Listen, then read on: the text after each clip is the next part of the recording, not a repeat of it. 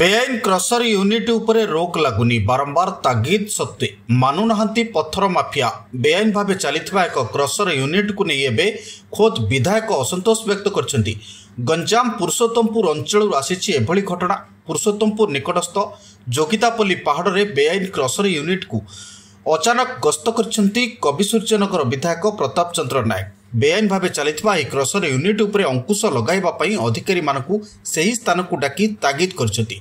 पूर्वर मध्य विधायक एनी तागिद करथिबा बेले किछि दिनर व्यवधान रे पुणी थर आरंभ होईछि बेआईन कारोबार। आज विधायक उक्त स्थान में पहुंची विभागीय अधिकारी को डाकिबा सहित तुरंत पदक्षेप नेबाकु कहिसंती। सूचना अनुसार जोगितापल्ली ठारे थिबा ऐतिहासिक हाथी पहाड़रू माफिया माने बेआईन पत्थर ब्लास्टिंग करी पहाड़र सौंदर्यता नष्ट करुछंती। एथुरु लक्ष लक्ष टंकार खनिज संपद लुट करुछंती। गोटिए पटे प्राकृतिक सौंदर्य नष्ट हेउछि एवं अपरपटे माफिया माने मालामाल हेउछंती। राजस्व हराउछि खनि विभाग, जाहाकु नै खोद विधायक असंतोष प्रकाश करने सहित पहाड़ में व्यवहृत समस्त जानवाहन को सीज करी तदंत करने को माइनिंग विभाग कर्मचारी मानकु निर्देश देइछथि। दिन में जोगिती पहाड़ में बेआईन भाव पत्थर खोलिबा, माटी खोलिबा एवं माटी इलिगाल क्रसर चलेबा निश्चित भाव निंदनीय घटना। गत थर आम आपको सीज करूँ एवं 3.5 लाख टंका पेनाल्टी होता। एवं जिते आम मेगा प्रोजेक्ट देखा आसलु पुणी से प्रकार एक्टिविटी चली।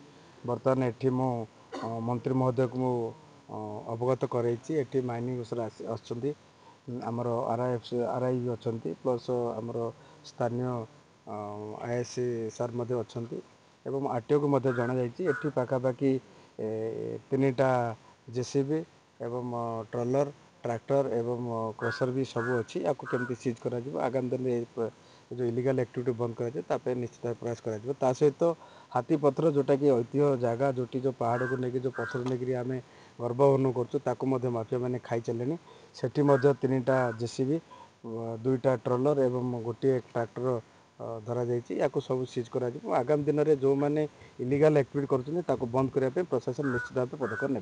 आमर एमएलए सार को इंस्ट्रक्शन अनुसार आज आम ये पलि आसलु जोटा कि प्रथम आम गलु से स्टोन जोटा स्टोन क्वारी आम कहूँ गागनपुर से इलिगाली चलती जोटा कि तार सीटी ना इलिगाली चलती से बंद कलु आते गाड़ी अच्छी सब आम सीज कर आसलु क्रसर देखलु तार ऑपरेशनल चलती या भी बंद कलु बर्तमान।